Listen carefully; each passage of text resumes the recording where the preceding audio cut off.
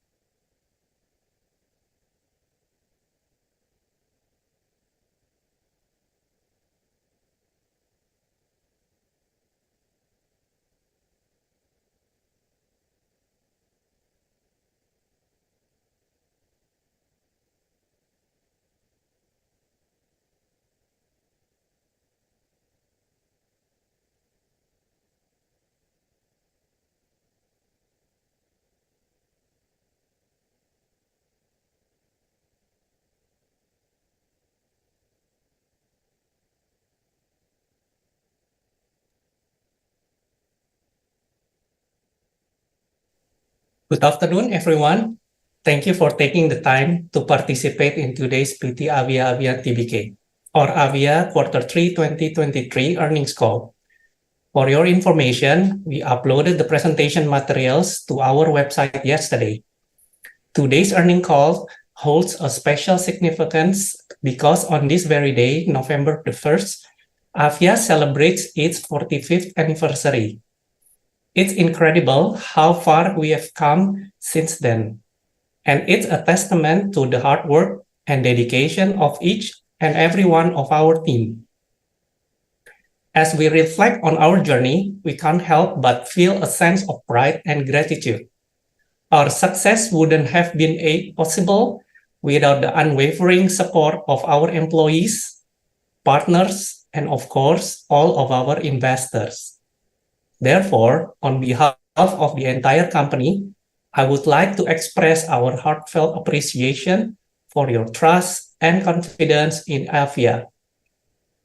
We are fully aware that we still have a long way to go, and there is still a lot of work to be done in order to achieve our goals. We are committed to identifying and addressing any issues that may be hindering our progress and taking the necessary steps to fix them. The plan for today is to start with a 30-minute presentation, followed by a question and answer session.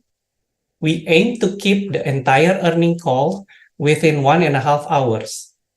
To ensure the session runs smoothly, we will mute all participants at the beginning of the presentation. If you have any questions during the presentation, please use the question and answer chat box, and we will answer your questions during the Q&A session. For those who cannot join us now, please note that we have the webcast of this event will be uploaded to our website no later than tomorrow. Thank you again for being here today. Allow me to start by introducing myself. My name is Andreas Timothy Hadikrisno. I'm the head of Investor Relations of Avia, and I will be moderating this earnings call today. We are joined today by 3 other presenters, starting with Mr. Ruslan Tanoko, the Vice President Director of our company, followed by Mr. Robert Tanoko, the Operations and Development Director, and finally, Mr. Kurnia Hadi, the Finance Director. In Q3, total revenue reached 1.7 trillion rupiah, or the equivalent of $109 million. This quarter, we recorded a gross margin of 42.1%, an EBITDA margin of 24.8%, and a net profit margin of 20.2%. We are supported by a team of over 8,000 employees. As of the end of Q3, we had 156 distribution centers across Indonesia, comprising 116 wholly owned DCs and 40 third-party DCs, providing high-quality services to more than 56,000 retail outlets in 38 provinces and 99 cities in Indonesia. In the third quarter, consolidated sales witnessed a 4.9% growth year-on-year. The architectural solutions segment showed a stronger performance than the trading goods segment, mainly driven by stronger sales from the three largest revenue contributors, which include wall, waterproofing, and wood and metal.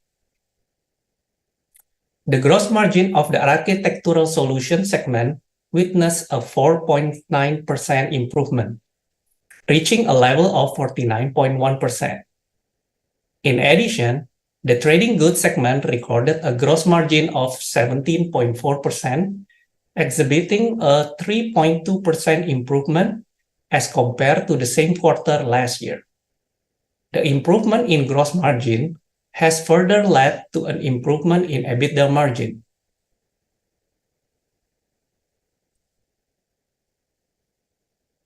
Inflation continues to have a significant impact on the market in the third quarter of this year. We believe that the demand for paints has not yet fully recovered, considering the rising CPI coupled with the increase in the minimum wage, which remains lagging behind the inflation of building material prices. The escalating prices of rice in Indonesia, which have risen by over 15% in less than a year, have exacerbated the situation. Given that rice is the staple food for most Indonesians, the consequences could be significant.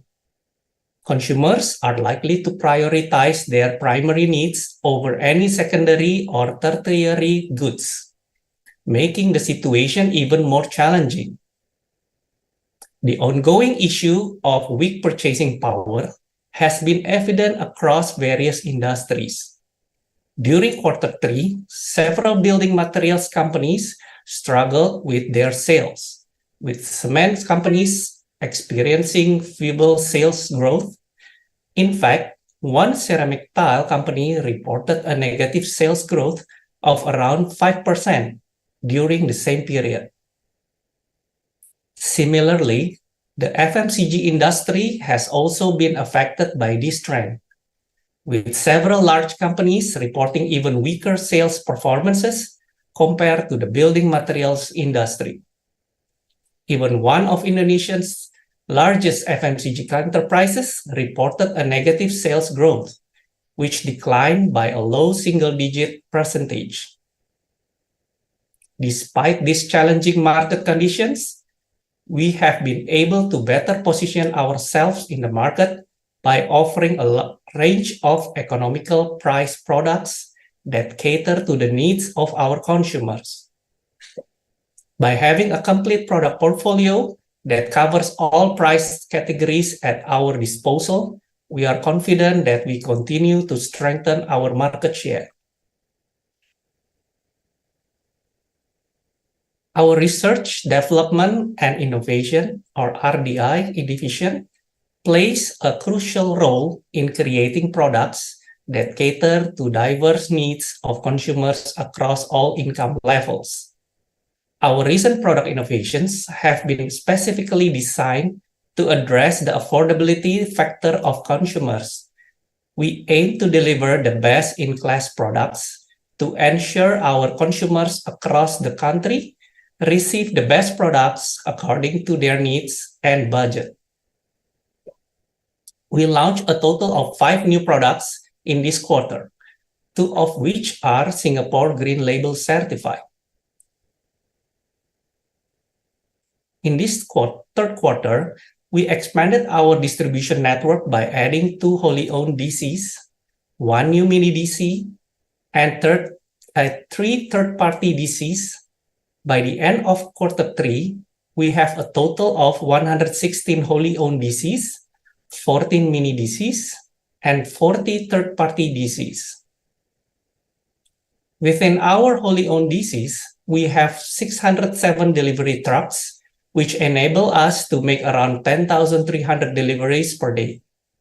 We are constantly striving to improve our delivery process by implementing logistic automation. Our goal is to achieve a highly efficient and lean delivery process.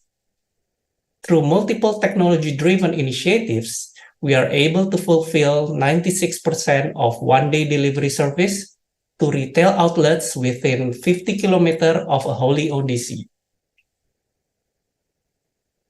As a company, we are always finding ways to improve our performance and take our service quality to the next level.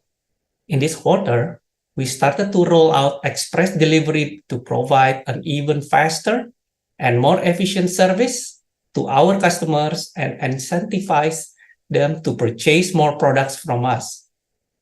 By being able to receive products within 2 hours of ordering, retail outlets can expand their product offerings without increasing their stock, which leads to a profit improvement.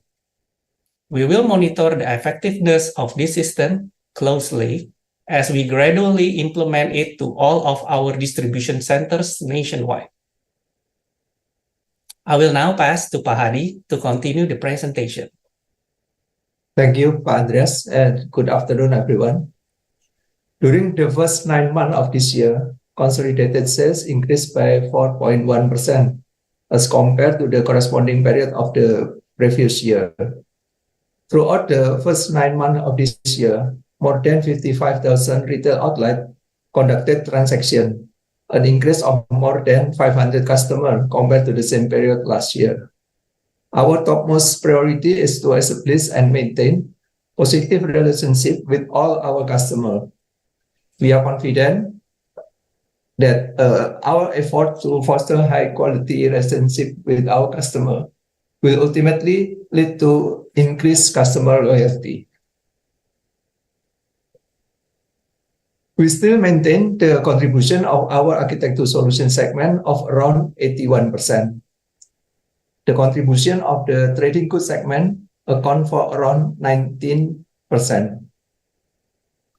According to the chart on the right, traditional retail outlets account for approximately 93% of the total sales. The contribution from modern retail outlets is around 7%.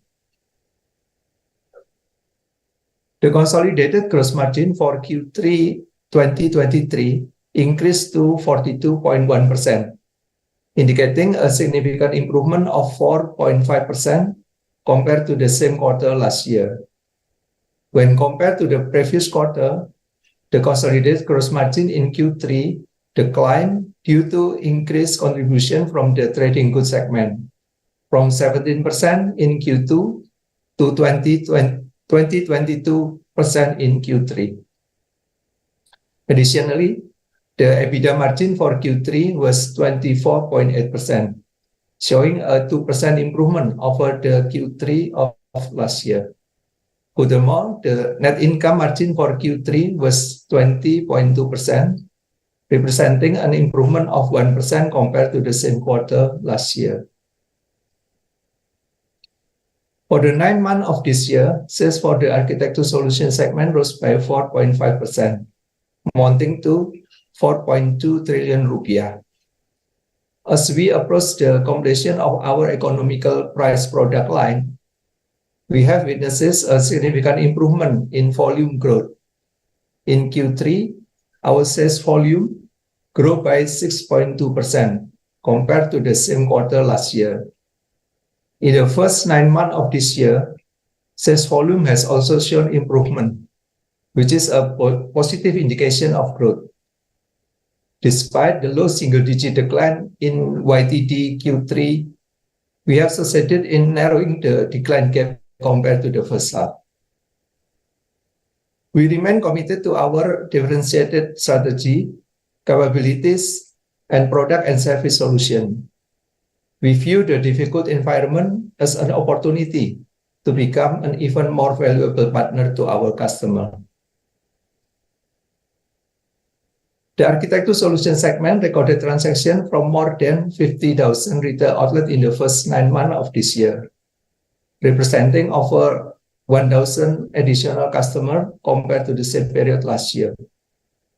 Our focus remains on increasing the number of retail outlets that conduct transactions with us, while we continue to work hard on improving the quality of our service. The trading goods segment saw a 2.6% sales increase in the first 9 months of this year. Within this segment, the PVC pipe category has demonstrated a better performance compared to the other categories. During the first 9 months of this year, we have recorded transactions from over 45,000 retail outlets in the trading goods segment. This figure represents approximately 83% of our total customer, indicating the high level of synergy that this particular segment has within our business ecosystem. Gross margin for the architecture solution segment improved by 4.9% in Q3 as compared to the same period last year. In the first 9 months of this year, the architecture solution segment recorded a gross margin of 50.4%. On the other hand, gross margin for the trading goods segment remained relatively stable. For the 9-month period, the gross margin for this segment was 17.8%. I will now pass to Pak Robert to continue the presentation. Thank you, Pak Adi. The company has always been mindful of its costs while pursuing multiple growth strategies. The cost of sales and marketing have slightly increased to around 16% as we continue our efforts to raise brand awareness and expand our distribution channels. The decline in raw material prices has directly resulted in decrease in COGS as a percentage of sales. We have observed a relative stable trend in direct labor and factory overhead costs. Below-the-line marketing expenses accounted for around 9% of sales, of which around 1% were allocated to new products. This page showcases some of the marketing activities that we engage in to enhance our brand visibility. As a company, we always prioritize marketing efforts to ensure our brand remains visible to potential customers. We understand the significance of consistent marketing efforts, particularly in the paint industry, where brand stickiness is high. Our marketing team has always been working diligently to develop and implement creative strategies by leveraging social media platforms to increase brand recognition and customer engagement. We have maintained our trading working capital quite well, at around 30% in the first 9 months of this year. Our routine capex is low, accounting for only around 2% of sales. Thanks to our ability to generate high level of cash and low routine capex, we have a solid free cash flow. This gives us confidence to commit a dividend payout of at least 50% of our net income. It is important to note that we will continue to pursue mergers and acquisitions. In the meantime, we will maximize our dividend payout ratio. Over the past 2 years, we have paid dividends equal to approximately 90% of our net income. One key aspect that set us apart from the rest of our competitors is our ability to maintain on-time account receivable collection. We have seen a decent improvement in our on-time collection despite the ongoing economic recovery. We take pride in the fact that we have earned a top priority for payment from retail outlets, which is a clear indication of the effectiveness of our efforts to streamline our internal processes and foster high-quality relationships with our customers. We are committed to continuing our hard work to preserve these relationships and provide our customers with the best possible services and products. This page provides updates on the progress of our third factory in the Cirebon. The factory spans 11 hectares of land and is nearing the completion of land filling process. The factory is planned to start operating by 2025 with an expected number of employees of around 300 people. To enhance our vertical integration capabilities, we intend to incorporate raw material production facilities in the new factory, including resin and packaging. In the view of the challenging market conditions characterized by weaker consumer purchasing power, we have decided to adjust our guidance in line with the current market trends. For the full year 2023, we now expect consolidated net sales to register around 4 to 6% growth, while volumes are projected to be flat, considering the macroeconomic headwinds that are likely to persist in the fourth quarter. We will remain focused on what we can control as we enter the last quarter of the year. We will continue to invest in growth initiatives, including adding distribution centers, innovative products and services, and tinting machines. That concludes our Q3 presentation. Thank you very much for joining today's earnings call, and I will now pass to Pak Andreas to moderate the Q&A session. Thank you, Pak Robert. First of all, we would like to apologize if there is anybody that having difficulties to enter our call today. We will continue with a Q&A session. The first question is coming from Yuan Long. The question is, we wanted to ask about what was the main change that led to lower guidance. Recall in Q2, management was quite optimistic about hitting the 8 until 12% year-on-year sales growth, given low base. Yeah. Hi, Yuan Long. Thanks for the question. Yeah, so we've been monitoring the situation on the ground very closely. While we are quite happy with the fact that our on-time collections in Q2 has really improved from what we accomplished in Q1. When we speak to our customers everywhere across the nation, there's definitely weaknesses that we cannot ignore. Keep in mind that even though we have launched 5 products in Q3, of which 3 belong in the more economical segment, right? But the pickups from the consumers is not as high as what we had hoped.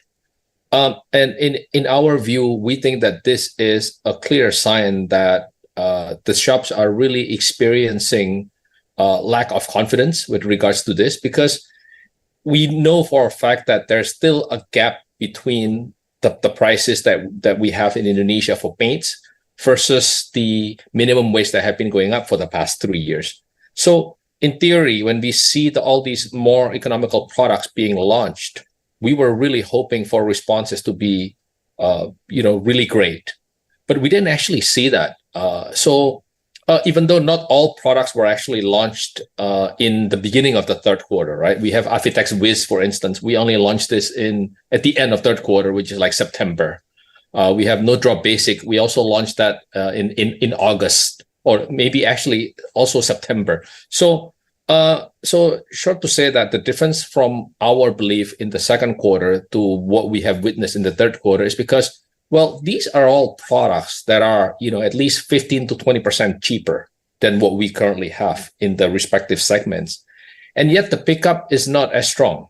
One instance that you also see here, when you look at the wood care or glue, right? We launched one product there called Avian Lem Epoxy Hemat. Hemat is the Indonesian word for economics, but the pickup for this product, even though the kind of consumers that uses these products are predominantly budget conscious, but the pickup was also not very high. So I think the biggest difference within our initial projections to why we decided to make this revision is because of that. Because we didn't expect the market to behave in this manner, even though 3 products in 3 important categories have been launched in a more economical manner. And that's why we decided to say, I think we need to adjust our target for this year. I hope that answered your questions.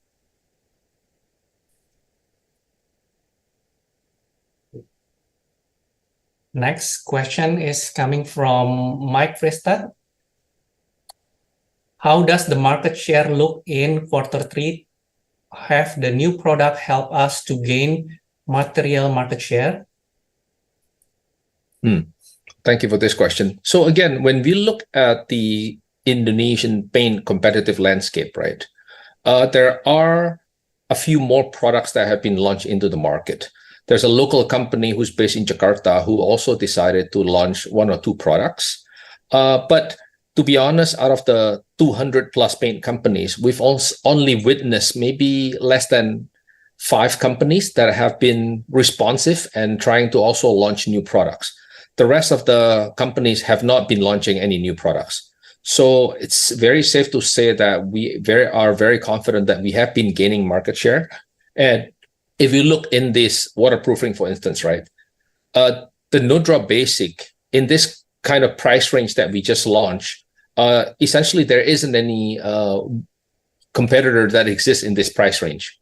There's very small competitors who are trying to play in this price range because they are trying to enter the market, but they haven't been all that successful. So the fact that we launched this more economical product with the brand using the no drop, we felt that this would be attracting the retailers as well as the consumers in ways where, well, if I don't have enough money to use a product for my waterproofing to prevent leakages or whatever, this is something that I can use because the price is about 15 to 20% cheaper. So, and the way that we communicate this to the consumer is by giving them, okay, if you look on the images on the right, you can see the 4-year protection. So that's basically how we explain to the consumers that, well, this is a product that's cheaper, but at the same time, compared to the normal no drop that we have, well, the protection is lesser. Well, I mean, it makes sense because it's cheaper. That's why it's lesser in the number of years. You know, normal no drop gives you 7-year protection, whereas this one only gives you 4-year protection. So you pay less, but you also get lesser protection. But at least they have this product now as an option so that they can use it. But other competitors in the market haven't really been all that aggressive in trying to launch any new products. In fact, specific for, if you look at our approach, right, when we're trying to launch products to cater to the weaker consumer buying power, we haven't witnessed any of our competitors doing it except for maybe one company, which is AkzoNobel. So I think 2 or 3 months ago in Q3, at the beginning of Q3, AkzoNobel decided to launch one product in the same price range as this Avitex Wiz on the screen. But besides that, we haven't seen any other company that basically launch any other products. So when we find it difficult in terms of the market now with all the products that we've launched, I cannot imagine how the other smaller competitors would actually feel when the market is really not that strong. So that's why that's what led us to conclude that we definitely have been gaining market share in the various categories that we've been launching these products at.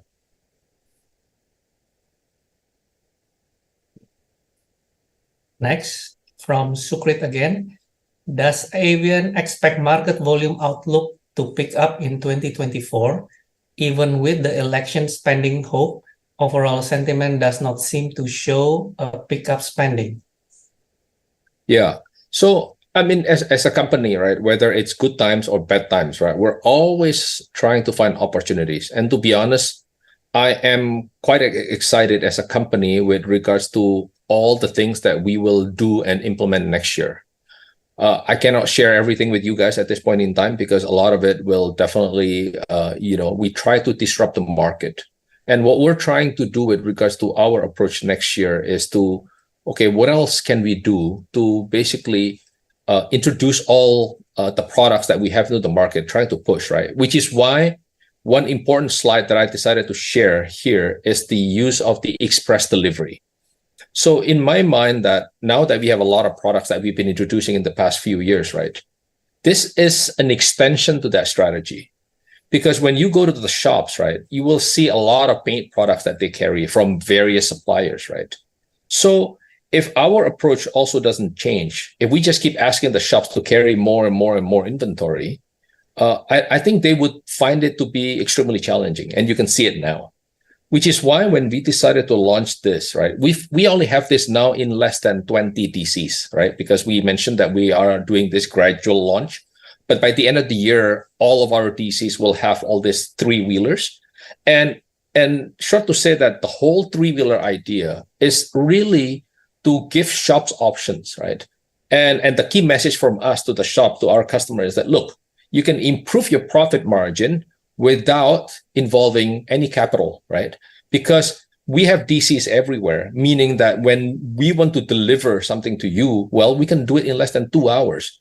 So you should really take advantage of what we offer And because of the nature of the vehicle, right, it can only, in terms of radius, I think we can only cover around 40 or so kilometer from where our wholly owned DCs are located. So, we're expecting around 30,000 or so shops that would benefit from this service, because on the outer, when the distance is quite far, we cannot do this yet. But I mean, as we open more and more DCs, more and more customers will be included who can basically enjoy the benefit of this.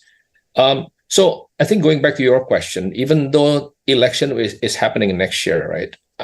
I believe that, I'm hoping that it will be a peaceful one, so that essentially consumer will still spend and do their home renovation. But what we're trying to do next year aggressively is trying to think outside the box to what we've done so far, and trying to find ways that we can still grow our business, even though the market condition may or may not be good. So I think that's how we look at it.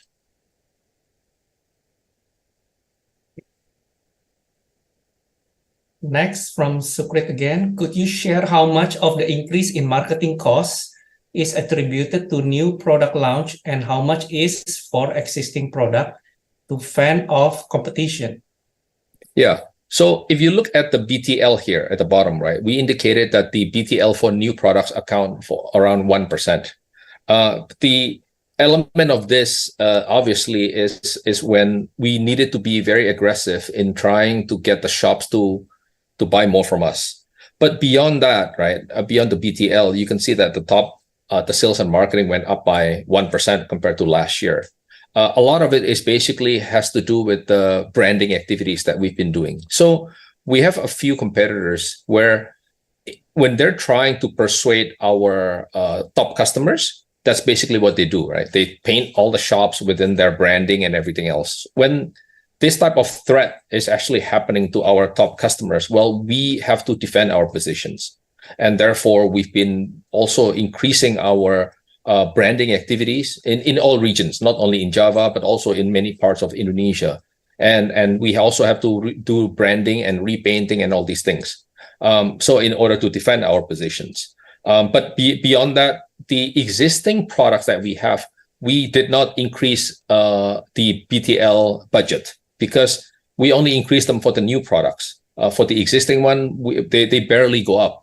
In fact, they're probably flat at this point in time, because we just focus on all the new products. But one thing that I want to add is that if we're launching a more economical product, you can be sure that the company is aware, and we wanted to avoid any issue of cannibalization, because when the products are lower or more economical, we don't want cannibalization to happen, and we're keeping a very close eye on this to prevent that from happening.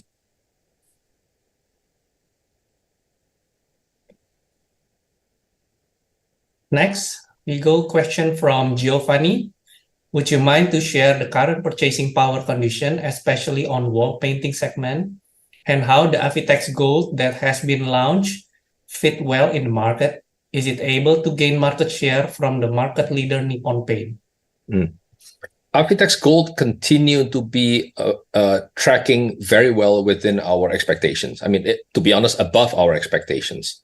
But beyond Avitex Gold, when we look deeper into various markets in Indonesia, especially on the outer islands, there are actually many regions where the price for Avitex Gold is actually considered to be too expensive.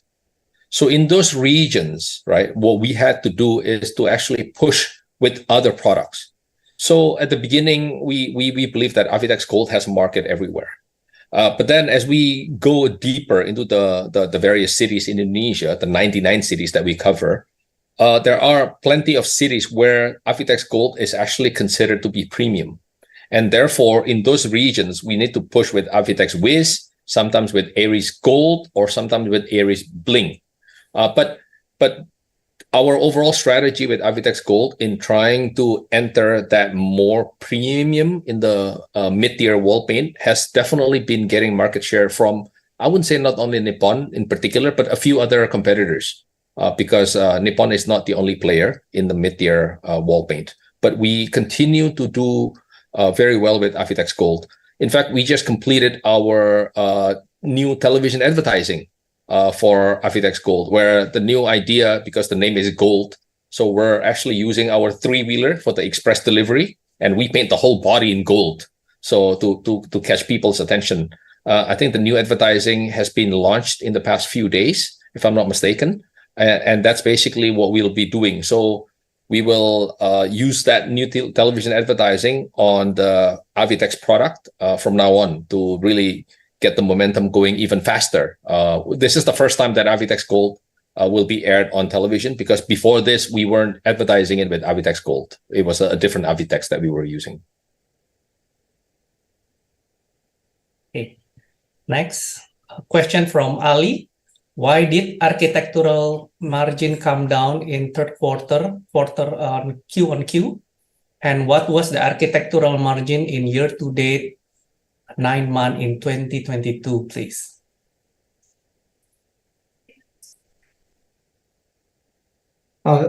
Yeah, thank you for the question. The margin for the architectural solution in Q3 23 is going down slightly, is because of the increasing in the PTL. Because if you recall, at our COGS, there is a PTL inside it there. So in our effort to push the sales and everything during the Q3 and 2023, we slightly increased the budget for the PTL. That's why the margin for the architectural solution in Q3 23 is slightly down. But compared to the last year, the same 9 month 22, the gross margin for the architectural solution is still increased, yeah. Because last year, for 9 months, gross margin is around 45.2%.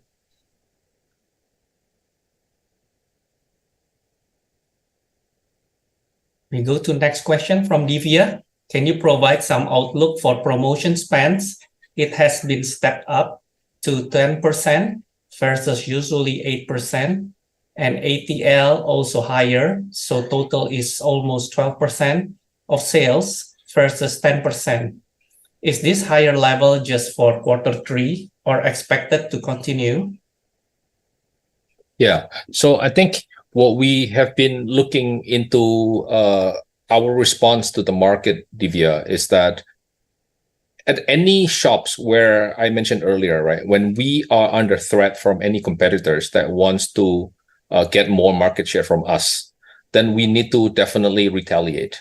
The other thing is that we have been making a decision to increase our above the line or television or digital spending in our attempt to boost our brand awareness as well as product awareness, because we believe that this is something that we need to do. One topic that we also discuss is that the introduction of tinting machines, right? So as we have more and more products, many of them are tintable, including the no drop basic, the more economical version. So what makes sense for us to do is that, okay, well, we're increasing all the branding, we're increasing all the television, so we should also increase our deployment of tinting machines, because this is something that we believe is important to do for the Indonesian market. We're also witnessing that more and more second or third generations are now becoming involved in continuing the shops of building material shops everywhere. So these are the kind of generations that can be influenced easier with regards to acceptance of tinting machines, right? And historically, the previous generation was always skeptical about the tinting machine deployment because they feel like it's too complicated and you know, what happens if the tinting machine breaks down and everything else. But keep in mind that this is where we are different, right? We have so many distribution centers everywhere across the nation. And at this point in time, we have maybe about 200 technicians. And the technicians' purposes is basically to maintain any of tinting machines before they break down or give you issues, right? So I think in that way, we are positioned better than any of our competitors. And but yeah, I think with regards to the sales and marketing increase that we have witnessed, I think it's most likely that those numbers are going to be maintained. And the way we see it is, if we continue to benefit from the stabilization of raw materials, I think it would be better for the company to prioritize doing more branding and marketing activities for the longer term. Now, when there are going to be pressures from raw materials, then we may look at the whole approach, and maybe we will make a decision to reduce some of them. But for the time being, because we are still enjoying the benefits from stable raw materials, I think we'll continue to maintain the aggressiveness with regards to our sales and marketing budget that we've allocated in Q3. So we will keep them in Q4 as well, maybe even Q1 next year, providing that we still enjoy the benefits from the stable raw materials.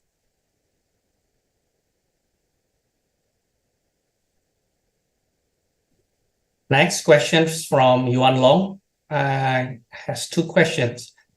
One, margins has expanded year on year, but on quarter base, this has declined. Why? More BTL expense? Number two, given that customer take up for new products has been weak, will you dial back advertising? What is the thought process here? I'll answer the first question. Thank you, Yuan, for your question.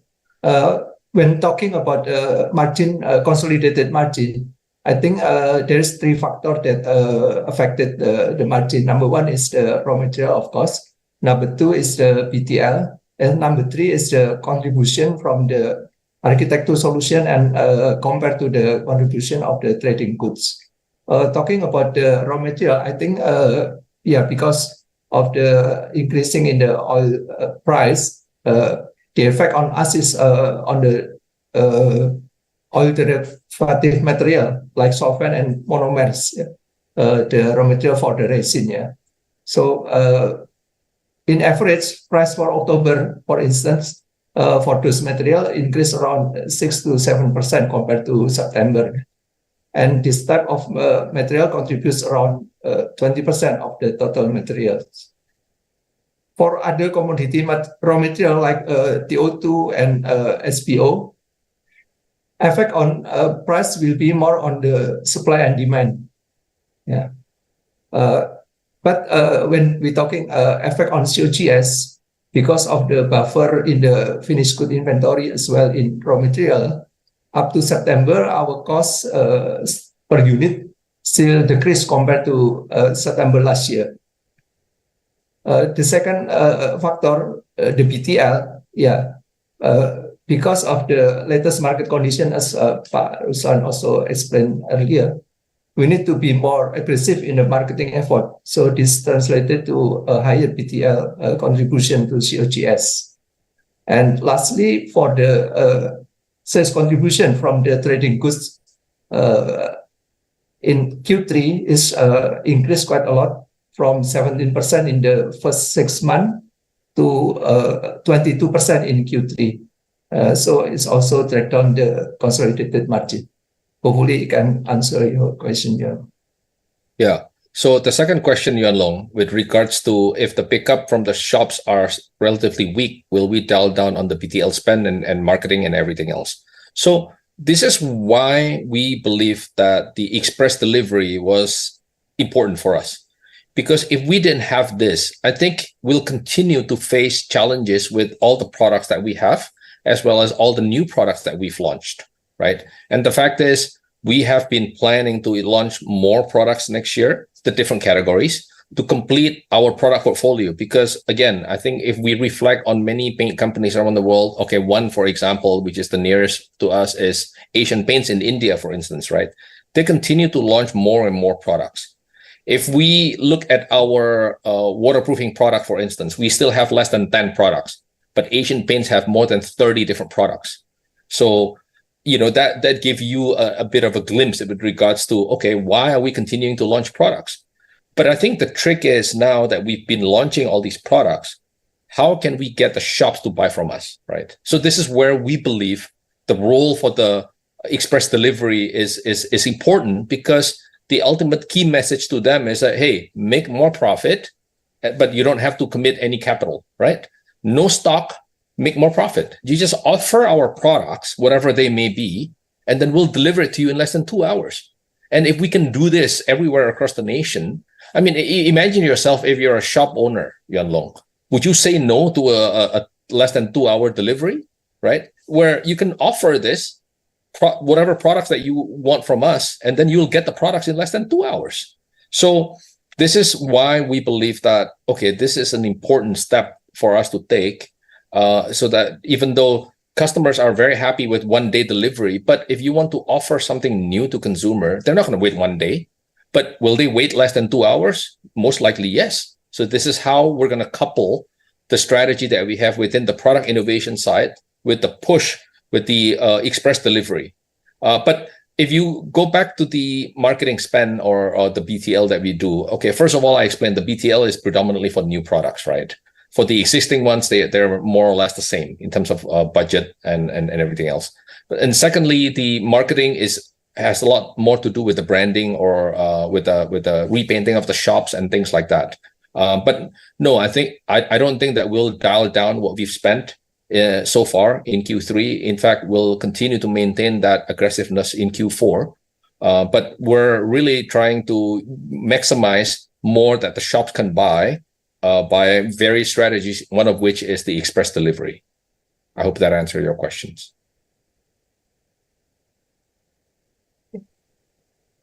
Next question from Divya. With brand prices rising, is there going to be a need to take more price hikes in 2024? What is the raw material situation for Avian? Maybe Robert want to answer the raw material, and then I'll answer the price hike. All right. So at this point in time, we are quite comfortable with the raw material prices at this point in time because from last year, if we look at the year-on-year raw material prices, we have quite comfortable on a reduction, especially again on the Brent oil price, right? As Pak Hadi mentioned, not all of our paint raw materials are related to the Brent oil price. So be mindful that even the oil price has increased from 80 to 90s. It's only mostly on the resin part and the packaging side, where it's only contributes about 30 to 40% of our raw materials. But then there is also we need to be cautious about the exchange rate, which is with the weakening rupiah. And we see that the weakening rupiah now is reached about 6%. And of course, we would like to always be cautious about this. But at this point in time, we are quite comfortable with the raw material price. If we go back to the product portfolio, Tere, you can see that if we are going to have to take price hikes next year, if the oil continue to go up, as well as the rupiah exchange rate continue to weaken, then we have no choice but to implement another price hike. But this is where things are different, right? If we go back 2 years ago, where we have been taking a lot of price hikes during COVID years, we did not have a lot of the more economical product range within our product portfolio. But now we do, Divya. So let's say we are going to take a price hike in Q1 next year. That's fine. Because consumers who do not have enough money, for instance, they can go down 1 grade or maybe 2 grades, right? But one thing that I hope you guys can notice in this page, right? If you look in the wall paint category and then look from number 1 to number 3 in terms of price range, you will see only 2 brands, right? One is Avitex, one is Aries, right? So we've also made a decision as a company to streamline our product portfolio. And then if you go to the premium in the wall paint, you also see 2 brands, right? One is called SunGuard, the other one is called Super Silk, right? So this is what we will be doing in the future. We only want to have 2 product portfolio in the different segments, so that what we'll do then when we want to create more economical product is to just do brand extension. So essentially, if you're a consumer and you experience a price hike that you feel that the price for this product, I used to buy Avitex, but now Avitex is too expensive, but I want to buy something else. Well, I can buy Avitex Wiz, because Avitex Wiz is positioned to be 15% cheaper than normal Avitex. Similarly with no drop. No drop is too expensive. Maybe I want to go to no drop basic. And no drop basic is positioned 15% cheaper than the normal no drop. Likewise with the glue, likewise with many other products. And likewise with the wood and metal, for instance. We had Avian and now we have Avian Cling. So this is what makes us different again, right? Because of the innovation capability that we've had in the, we've been able to launch all these products to complete our product portfolio so that when a price hike needs to be implemented, whether that's in the Q4 or maybe probably not Q4, most likely maybe Q1 or Q2 next year, then we are in a better positions than we were 2 years ago because we now have all these more economical products completing our product portfolio, and consumers can still buy the same brand that they were buying before, except now they just go down one category. I think that's how we look at it.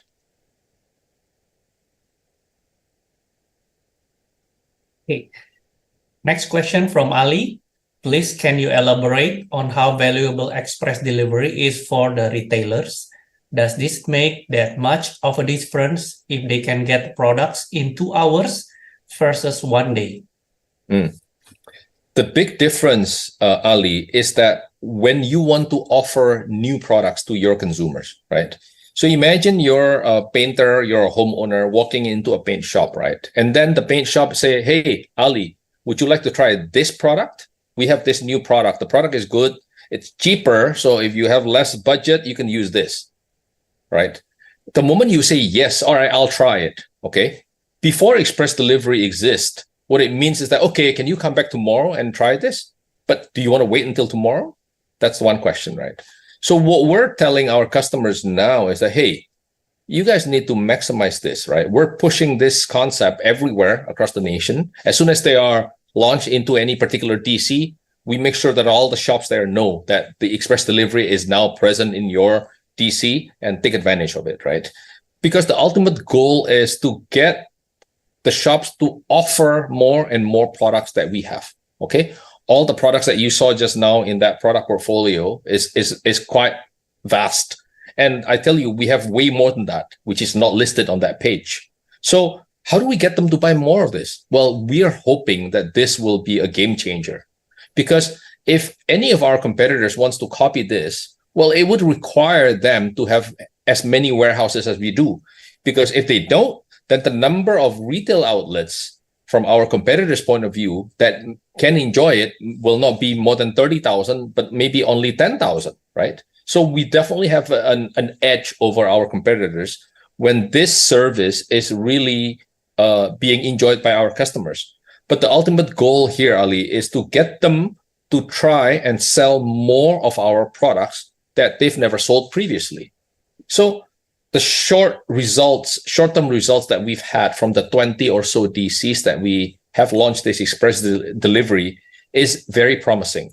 And what I mean by very promising is that retailers are now willing to try to offer products that they never sold before, which obviously is the final goal for this, right? It's like, I mean, the way I think about it is like when you think about Amazon Prime being launched, a decade ago or something, right? It was a 2-day delivery in the US. People didn't need it, right? But then when Amazon offered 2-day delivery, they felt that it's great. But a few years ago, Amazon stepped up their game and they changed Prime into 1 day, right? I mean, nobody complained with 2 days, but now that you have 1 day, will you complain with 1 day, right? So that's what that's what we're trying to do as a company, right? Customers are happy with 1 day delivery, but if I can do this in less than 2 hours, right? Will they now buy more products from us? So that's basically what we're trying to think. And logically speaking, why wouldn't they, right? If I don't have to deploy any more capital and I can offer products and I can make more profit, why wouldn't I use it, right? It's zero cost for me, and consumers should be willing to wait. And keep in mind that we continue to add more and more DCs, right? When more and more DCs are being added, then obviously more and more retail outlets can enjoy this type of benefit. So this is what we'll be doing between now to the end of this year. And we'll definitely keep a very close eye on how this will be beneficial for the company. But one thing that we haven't discussed here, you guys noticed that the 50% lower delivery cost, this is real. So by using this, the cost per shipment per shop is actually 50% cheaper. So, we're trying to incentivize shops to buy more, but at the same time, as a company, we also enjoy this benefit. So you'll notice that sometime next year, the number of delivery trucks that we have will go down, be less than 600, because when we are going to deploy more of these three-wheelers, we may make a decision to reduce some trucks in some DCs to balance them out. Because if the metropolitan areas are being serviced by these three-wheelers in such a more efficient manner, we don't need as many trucks. So we are expecting to have reduction in our delivery trucks next year. I don't know, by 20 to 40 or maybe 50 at most. And then we'll have more of this vehicle instead.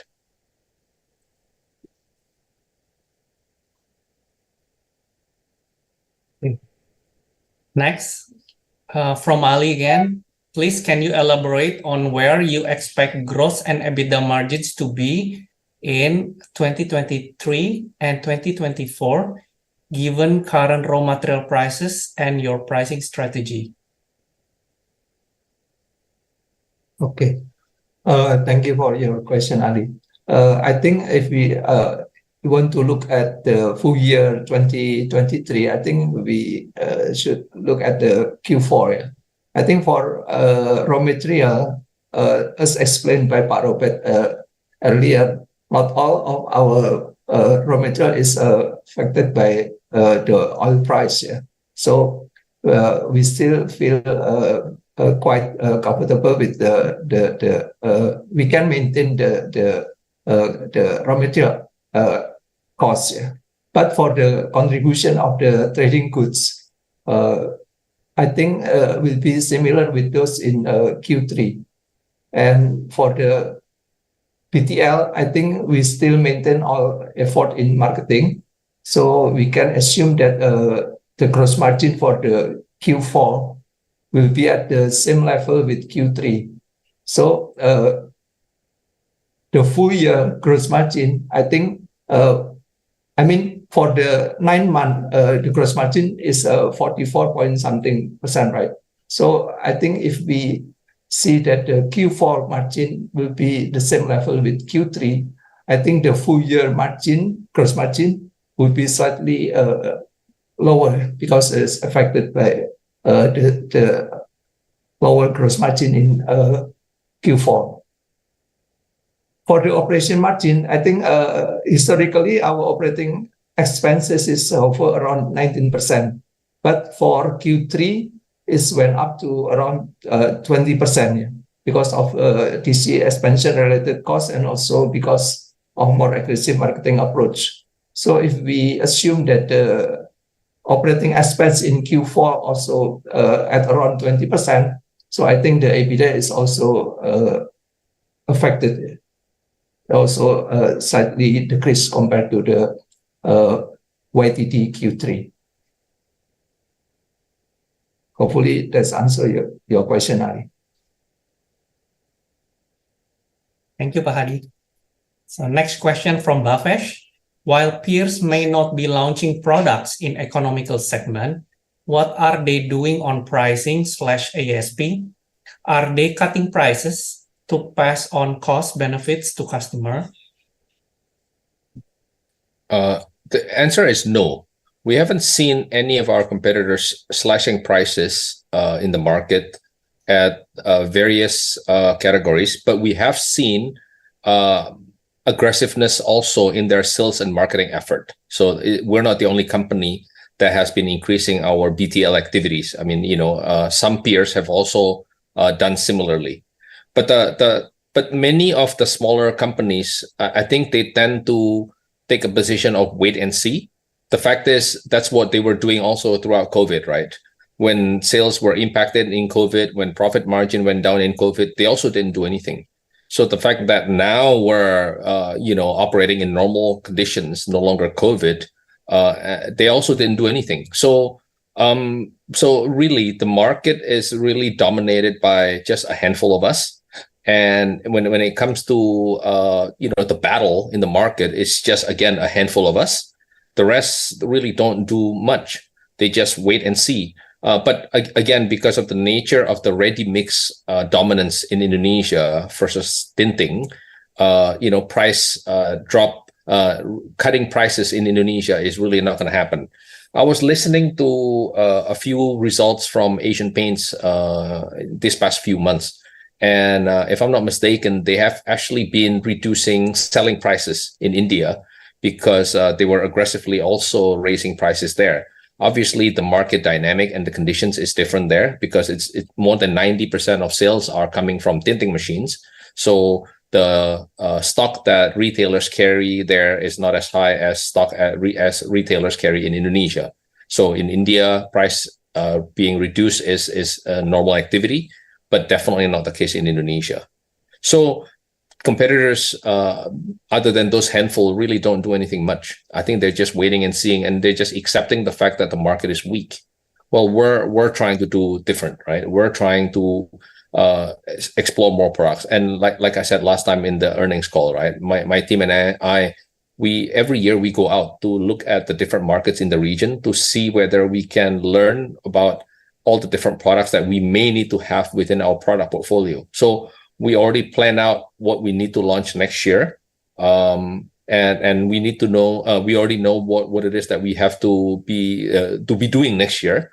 So that even when election is happening and everything else, we'll still be able to do better. Because to be honest, I know that we're better than just delivering just single-digit results.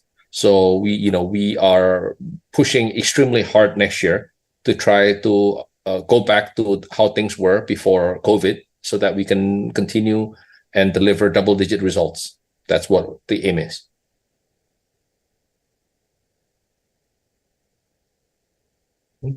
Next question from Yuan Long.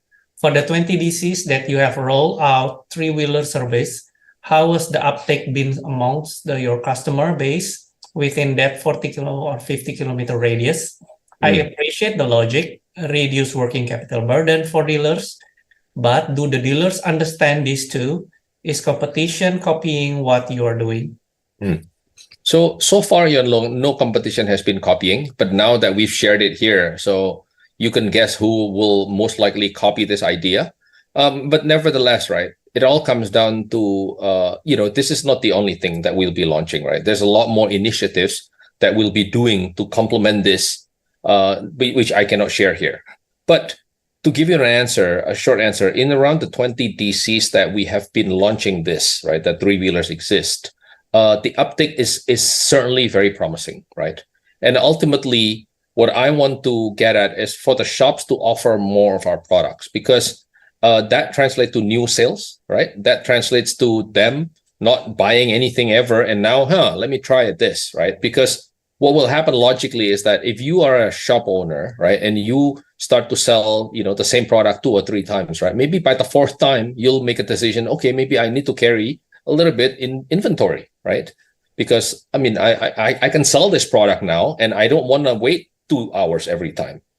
But without this as an offering, the reluctance from the shop's point of view in trying to sell new items is always the one thing, which is, if I buy this product and I cannot sell, what am I going to do with it, right? And we're trying to solve that dilemma, right? We're trying to tell them, like, look, don't try anything, right? And do this. So in some areas, Yuan Long, in shop locations where the traffic is very high, right?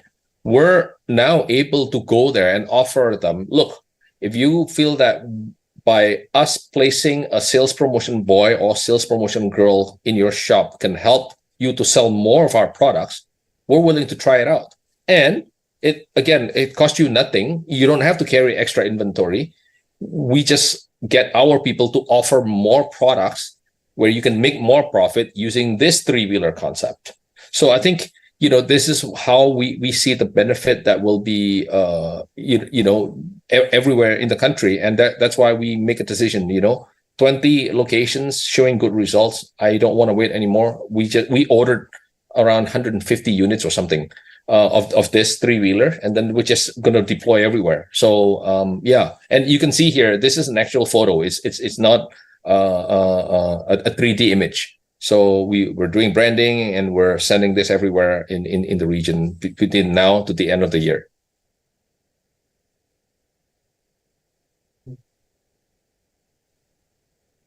Next, question from Juan Lo. How do you measure the effectiveness of your advertising / BTL / sales and marketing spend, since Avia is spending much more on advertising and promotion now? Yeah. So first of all, let me remind you that for the existing products, they barely go up, right? They're flat.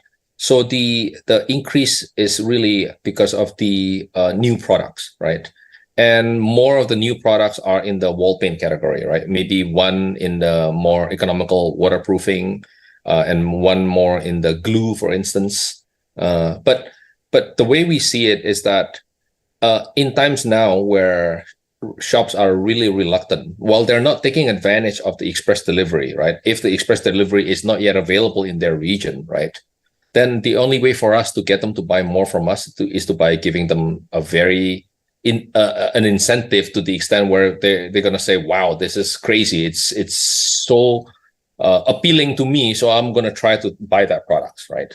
And that's what we needed to do in tough market where things are at this point in time, right? And but we believe that we will maintain this, especially for the wall paints, right? Waterproofing, no problem. We'll, as soon as the product is launched, no draw basic, we will definitely scale down the promotions, because it's more economical products. It makes sense that they make lesser in terms of their promotions. But for the wall paint, I think the same strategy that we adopted for Avitex Gold will be implemented for other Avitex as well as other Aries, for instance, because we wanted them to be excited in selling our products rather than selling whatever products that they have right now, because they barely make any profit. And I think that's one way for us is to drive more sales on the wall paint, and therefore, which will lead to also a healthier growth in terms of volume.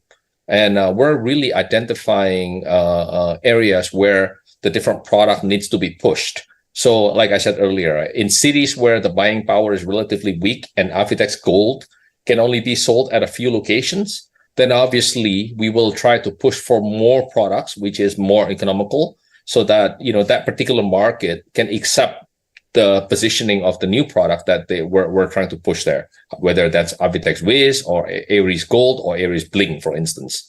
But this is a strategy that we feel will allow us to continue to gain market share, because if none of our competitors are launching any other products in this, right? And from the shop's point of view, well, you know, either I buy one product that I already have now, I make no profit, but here you are, you're coming in with a new product, same quality, very similar price, selling price to the consumer, but I make a lot more in terms of profit. So that's how we see it as a strategy that we will need to continue to adopt for the wall paint in particular. Yep. Question from Felicia. And the way we measure it, Yuan Long, is by I think two parameters. One, we look at the number of shops that buy the products, which is important, and number two is how much sales are we generating for that new product. Go ahead, Andre. A question from Felicia. Trading goods revenue went up by 10% Q-on-Q, 4% year-on-year. Can I check if this is more driven by pricing improvement or volume? It's by volume, Felicia. So I think safe to say that the trading goods segment is experiencing a rebound from where they were, because trading goods haven't been performing well. And that's why I was quite shocked also that in Q3, the trading goods contribution was up to 22%. So I was like, wow, there's a rebound. And you can see it in the market that demand for PVC pipe in particular has been very robust. But we did not implement a price hike whatsoever in the trading goods segment. So it's definitely because of volume. And I think things are recovering. People have been postponing any of the products that fall into the trading goods, but now they've decided to, hey, maybe I need to do this. So that's why we witness healthy growth in the PVC pipe segment. Next question from Robin. Hi, Avian team. Happy 45th anniversary. A few from me. If minimum wage increase is a key concern, should we be more upbeat heading toward elections, given political hands out? Can we have some insight into 2024 guidance, please? And then next question, waterproofing is stronghold, but no drop basics launch coincided with minus 10% Q-on-Q decline in waterproofing revenue. Any thoughts on this? Thank you. So the first question, Robin, we're definitely going to be in a better position next year when the discrepancy between the minimum wage as well as the price inflations of paint in particular are going to get even lesser, right? We're now at around 10%, but next year with minimum wage going up, more, and prices for paints barely go up this year or not even going up yet for now, then the gap will be even smaller. So I think we'll be better positioned because of that. And plus, keep in mind that next year we'll also enjoy the full benefit of all the product launches that we've had this year, right? Including some of the more economical products in Q3, Q4, or whatever that is in this year. So I think we'll be. That's why I'm thinking quite positively about what will happen to our numbers next year. And again, the many strategies that we'll be deploying will be supportive of that. But in terms of guidance, look, guys, I'm ashamed to be missing guidance every time. So maybe I'm not that good in giving guidance. So I think I will take a more less optimistic guidance giving so that I can basically deliver more. I think that's how I look at it, because it seems like every time I give you guys a number, I'm not delivering on them. So maybe Pak Hadi needs to give better guidance than I can, or maybe I'll ask Hadi to do it, because I don't think I'm doing a good job. But the way I see it is that, look, we will do a lot of things next year, to the extent where if our competitors don't really, complain that Avian is becoming crazy, then then we're not doing our job. That's what we want to do. We want our competitors saying, what is Avian doing? Why are they doing so many things all at once? Why are they doing this and that? And that's exactly how we're thinking about our approach into next year. We're really looking at everything that we have. What else can we do? And then how can we streamline the operations? What else can we get the shops to buy? How can we improve the buying from the consumers? And everything that you can possibly think of, we're thinking alongside of those. But in terms of guidance, again, I don't want to be just putting numbers out there.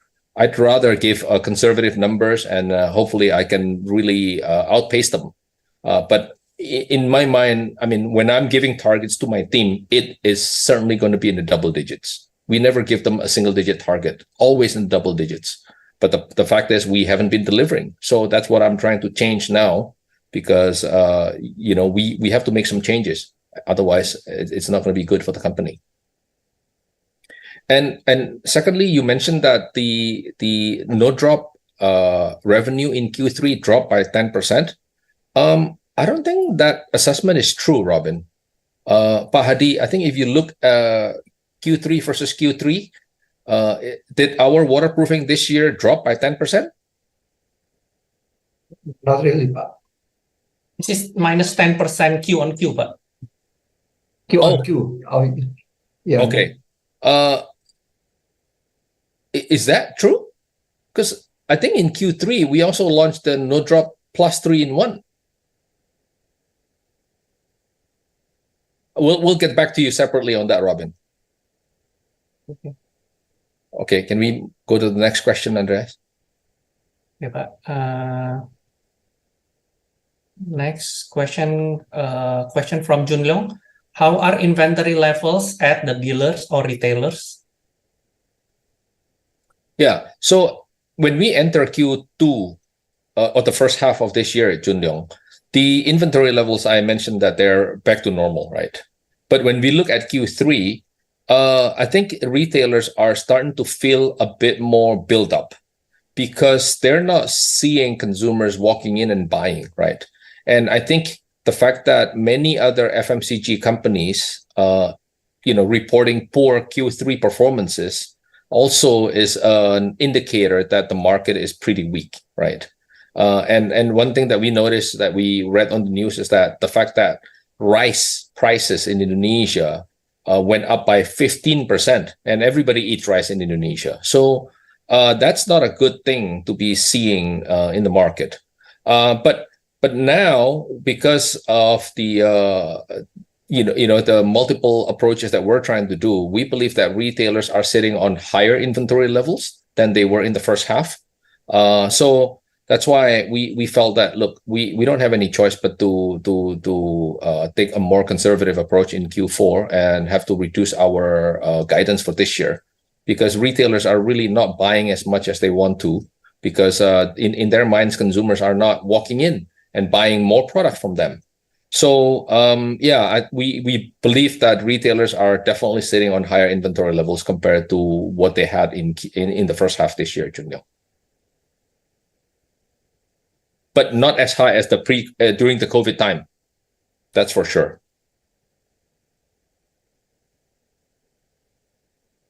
Okay. Next question from Shuling. Shuling has two questions. Number one, implied ASP backing out from sales and volume growth seems to indicate ASP compression year on year.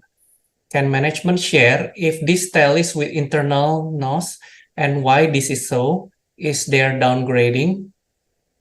Question number two, on gross margin, has management done some sensitivity on impact with higher oil prices?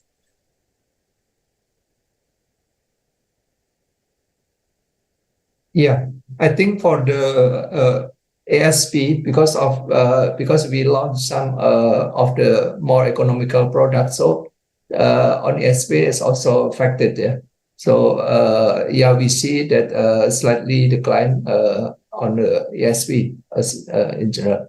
Number two, for the impact on the oil price, again. Not all the inventory, not all the raw material is affected by the oil price. But if we assume that 20 or 30% of the raw material is impacted by the oil price, I think because the raw material is around 50% of the COGS, and COGS is around 50% of the sales from the architecture solution, so we can do some kind of like sensitivity analysis. Yes. Okay. And then question from Divya. Follow up, what is the level of EBITDA margin that you want to maintain in near term? It was 25% in Q3, but first half was 29%. Is 25% the comfort level now, given the need to invest in branding? Yeah, I think because of the if we're talking about PTL, yes, I think we want to sacrifice a little bit on the margin, but when we're talking about EBITDA, we're also talking about the gross margin, right? It's also affected from that side, right? But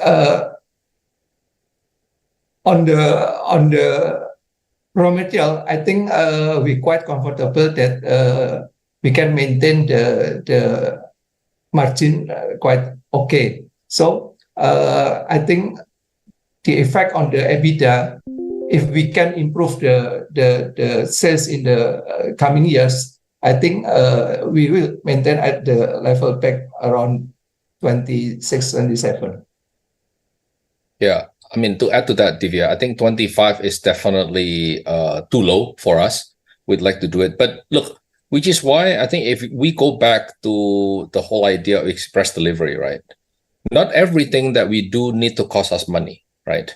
When we offer our customers the convenience of using the express delivery, and essentially for them to sell more products, right?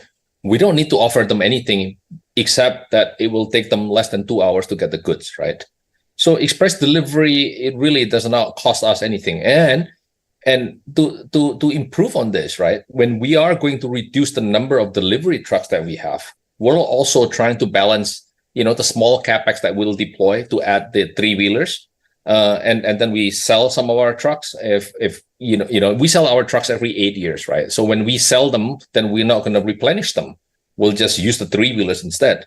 In terms of manpower, once those trucks are sold, then the two people that operate the trucks can now operate two of these two-wheelers, right? Because the two-wheelers only require one person, whereas trucks require two people. So if we can also push a lot of sales to come in from the three-wheelers or the express delivery approach, then we can improve a lot of that performance and then bring back our EBITDA. Because if we're trying to do all kinds of things without also taking advantage of our ecosystem and trying to push for more sales, then I think that will not be a wise course of action. But we are.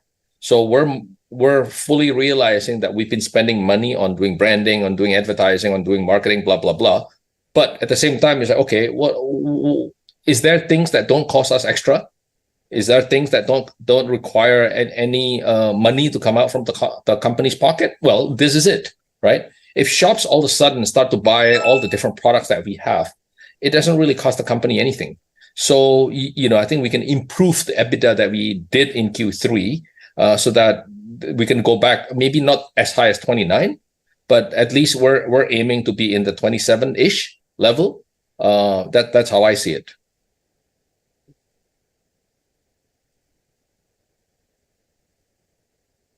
Next question coming from Sukrit.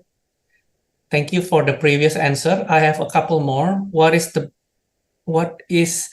mix or split between premium, mass, and economical product? And have the mix changed materially this year yet? And then the second question coming from Sukrit again. If express delivery become widely accepted, could that lead to higher costs for Avian? Does the dealer have to pay extra for this express delivery?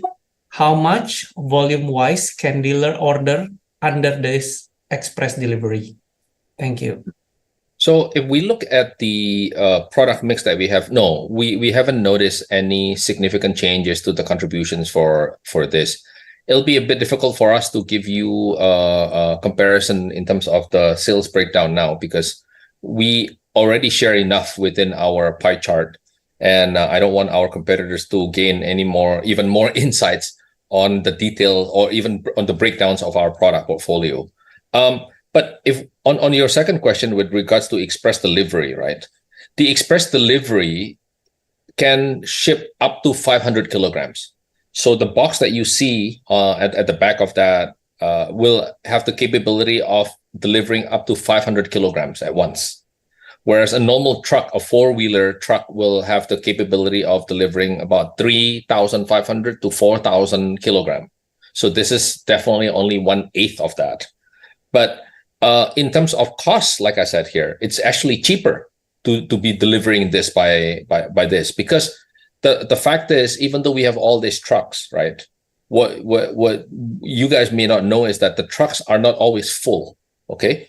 Because we don't now with the new software that we've been installing within the supply chain, right? So when we go out from our warehouse, the truck needs to complete a full delivery in 1 day. Okay, when you go for one route in 1 day, I think we have the capability of making deliveries between 15 to 17 locations or 17 shops per day.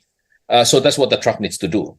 But the question is, are the trucks always full? The answer is no, they're not always full. So trucks are not always full because shops can order however amount they want, right?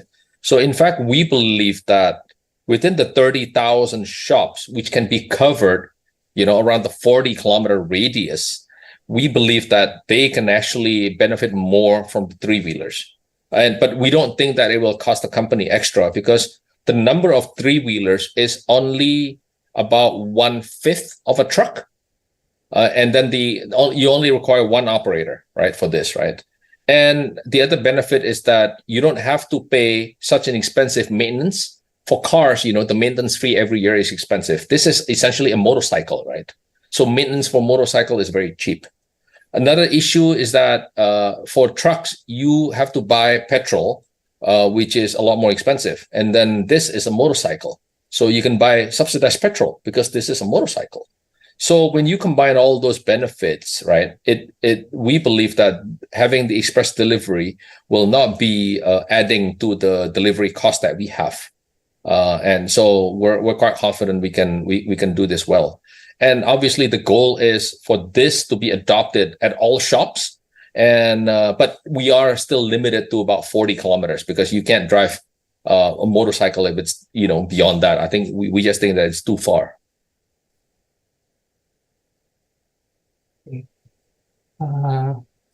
Next question from Theodorus Melvin. Thank you, Pak Ruslan, Pak Robert, and Pak Kurnia for the opportunity to ask. This is Melvin from Stockbit. Firstly, congratulations on impressive results. I truly appreciate the year-on-year improvement, particularly given the challenging circumstances. There are 3 questions from me. Number 1, could you give any color on the middle up segment? Is their purchasing power still robust, contributing positively to the company performance, despite the challenges faced by the lower middle segment? Number 2, I'm curious, are you considering supplying paint for the IKN project? It seems that several building materials companies, like those in cement industries, are keen to securing contracts for IKN. Thanks. Only 2 questions, Pak. Great. So let's talk about the IKN first, right? With regards to this new, first of all, we don't supply directly to any government entities. I think it's all over the news, right? That many of the government entities who prioritizes in constructions are all under big trouble now, right? They have heavy loan, billions of dollars everywhere, and then they're really essentially are under a lot of pressure now, which is why we don't supply to them. But the good thing about IKN is that it's located between the 2 cities. One is Balikpapan, the other one is Samarinda. And in that very province, the market leader for paint is us. So we're the market leader there. And it's impossible for IKN to be built with workforce all imported from Java or from Jakarta, right? They're bound to use local people, either from Samarinda or from Balikpapan. So there's a high chance that our products are going to be used. But on top of that, while we are not supplying to government entities directly, we're always making proactive, approach in trying to get our products to be understood by the various government entities. So we now have set up a project division team that has been quite aggressive in training various contractors, architects, and builders everywhere across the country, so that they become familiar with a lot more products that we have within our product portfolio. So we're doing the same thing with a government entity. So obviously, even though we don't supply to them directly, but I think if the knowledge of our products are there, they can still get the products, right? But going back to your first question, what was the first question, Andrea? Sorry. Would you give any color on the middle up segment? Right, sorry. So I think if you look into the middle up segment, right, I think the easiest way to look at this is by looking at the performances of Maestro 10, Ace Hardware, or maybe Depo Bangunan to that extent, right? I think if you look, I haven't seen the results for Ace Hardware yet as of today, but I have seen the result for Maestro 10 yesterday. And the growth within Maestro 10 is around 5% for their paint segment, which is more or less in line with our performance. But their number is way smaller, right? I think every month they sell less than 100 or around 100 billion of paint, whereas we sell, more than 400, right? So their number is smaller than us, and yet their growth is also in the 5%-ish margin. So I think even though, and if you look into Maestro 10, if you look in the category of Maestro 10, you only see from category 3 upwards. Mitre 10 does not sell paint in category 2 or 1. They only sell it in category 3, 4, and 5. And even then, the growth is only around 5%. So I think even the middle up this time around is also experiencing similar kind of pressure. And the honest truth is, I don't know why, because these are the kind of people who always have money, right? So if they're not spending, it must be for something else. And we're not really sure what that reason is. But that's how I see it in that. I'm looking forward to see how Ace will fare this year. But Ace, again, doesn't sell a lot of paint, right? Ace sales is very low in terms of contribution from paint. They sell many more other products, but not paint. So, but that's just to gauge in terms of the buying power. We can use Ace also as a benchmark. I think due to time constraint, we will allow one more question for the last question, Pak. The last question coming from Leonard Lim. While I appreciate your strategy of offering full range of products, could the downgrading lead to lower margins? What is the margin differential between your premium, mid-range, and economical products? Yeah. So the easiest way to discuss this is by looking at No Drop Basic for now, right? So if you look at our bestseller, which is the normal No Drop in the blue can under category 4, right? What we're giving in terms of below the line to our retailers are about 15%. So for No Drop Basic, in the first 3 months that it's launched, I'm also giving them 15%. But what happens after 3 months is that No Drop Basic BTL budget will be dropped to 10%. And guess what? The gross margin between No Drop and No Drop Basic is 5% difference. So we're doing that kind of strategy, right? Well, if we make 5% less on the gross margin, I should also give shops 5% less in terms of BTL promotions. So that's what we're doing. So we're adopting a similar kind of approach with many other products that we have, so that while they are downgrading, the gross margin can still be maintained, right? But look, what we're also realizing is that consumers don't really like to downgrade unless they have no choice, right? Because it's as Indonesia consumers become more wealthy in the future, right, or even now, the tendency is for them to go up, right, not go down. So I think we're in a good position for now to keep an eye on the gross margin compression, but we're managing that quite well, I believe. And for the wall paint, like I said, we're always keeping an eye on the gross margin also, and keeping an eye on the kind of BTL activities. But that's something that we've decided to do because we needed to be super aggressive in the wall paint category to get more market shares from the others.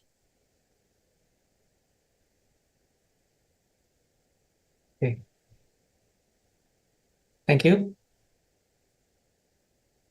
If you have any questions that have not been answered, please feel free to email me, and I will make sure to coordinate with the management and get back to you as soon as possible. Once again, we appreciate your participation in our Q3 2023 earnings call today, and hope to see you again in our next earnings call. Take care and bye-bye. Take care. Thank you so much. Thank you. Bye.